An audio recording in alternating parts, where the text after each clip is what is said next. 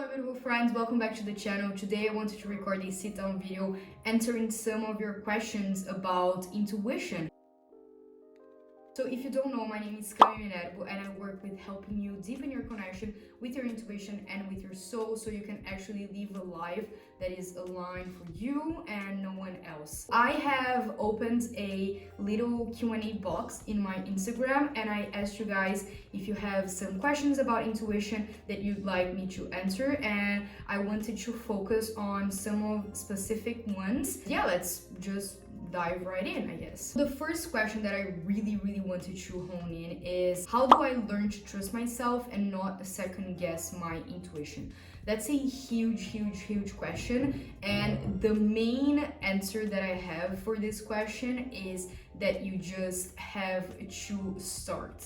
So it's really about you trusting your intuition with small things and then building on that trust into bigger and bigger things. So you can start with, for example, what should I eat today? What should I drink today? And really feel into your body, understand how you connect to that intuition in the first place, and then feel into your body and then allow that intuition to express, and then trust that intuitive nudge. And once you do that time after time, you start building that trust into from the small things that are the thing you should drink or the thing that you should eat and how you feel afterwards, then moving on to the big things in life. For example, who should I be in a relationship with, where should I move, and things like that. So it's really about small steps that then build on that bigger trust. One thing that is really important to note here is that intuition works on the basis of trust. It's not that if you don't trust it, it's going to punish you,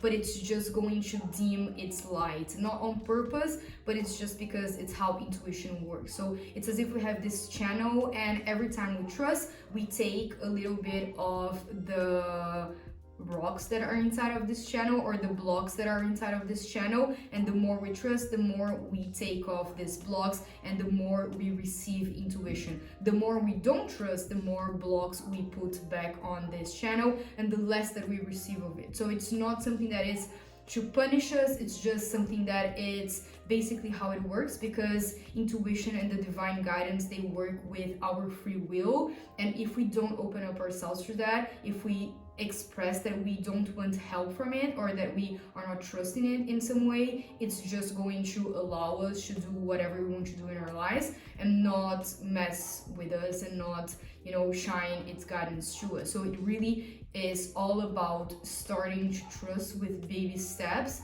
and then realizing that it's through that trust, through that baby steps, that you're actually going to start receiving the guidance to the big things as well. The next question that I really loved is, how can we connect with our intuitions in such a stressful environment?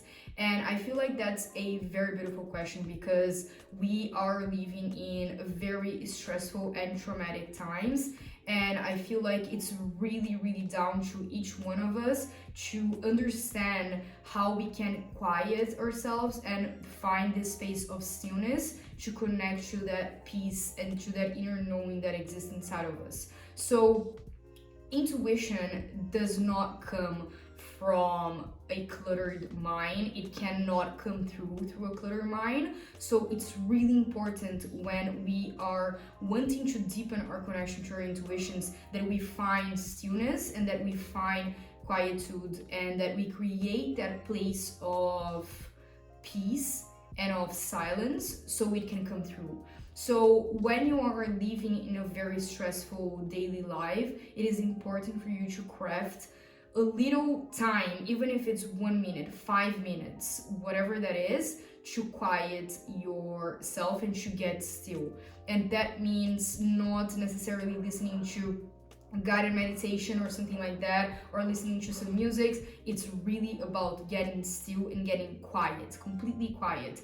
That is essential for intuition to come through and to develop, because again, going back to the idea of the channels, the more clutter we have in our minds, the less space we have for it to come through. So whenever you create pockets of intuition, it's how I call it, pockets of stillness. It's when we are allowing our intuition to come forth. A practical tip for you would be to really find some space in your day, every single day, and that doesn't have to be like a huge amount of time. It can start with literally 2 minutes in which you just sit down and you're still and you connect with your body, you connect with your emotions, with your sensations, and you just open up space and you set out that intention. You tell your intuition, I'm setting out this intention to get still so you can show up to me. And that can happen in that specific moment, but also throughout the rest of the day or throughout the rest of the week. But it's important that you build upon that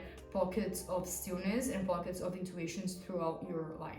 And then the last question that I wanted to address is, how can you describe intuition with words? And in all honesty, I don't think you really can.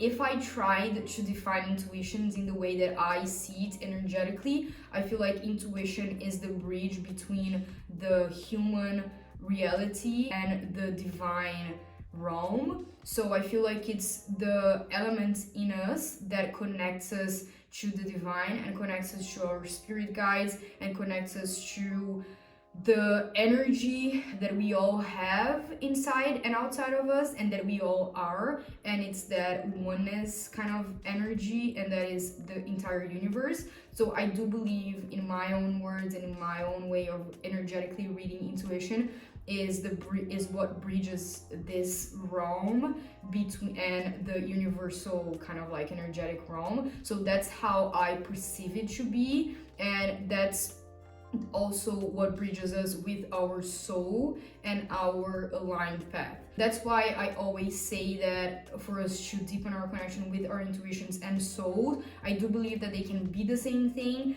but I also believe that soul can be something even bigger than intuition, not in a linear sense as we know big or small, but just more vast. So I do believe that our intuitions are basically bridges from the human world to the spiritual world. But at the same time, when you receive intuition and when you feel intuition, there are no specific words that I could use for that, because I do believe that everyone has their own ways of receiving their intuitions and receiving the guidance. Some people receive it through visual information, some people receive it through spiritual and energetical ways of sensing. I do read a lot of energy, and the way that I sense them is more in this knowing sensation. So there are multiple ways that you could do. Some people hear things, some people taste things, some people smell things. So there are multiple ways that you can connect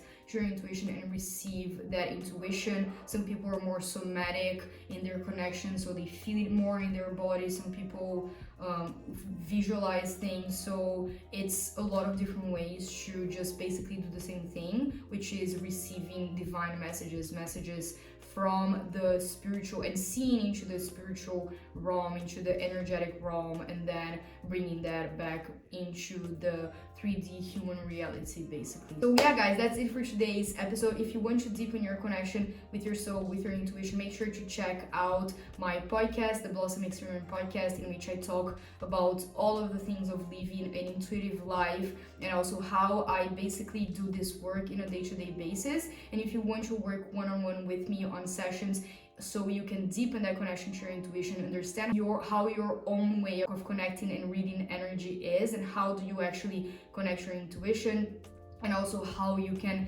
deepen that connection to your soul and really unpeel the layers that are blocking you from doing that. If you want to work one-on-one with me on that as well, I'll put the links for everything down on the description of this video. Thank you so much for watching. I hope you create a very, very beautiful and magical and soulful week or day, and we'll talk soon. Bye!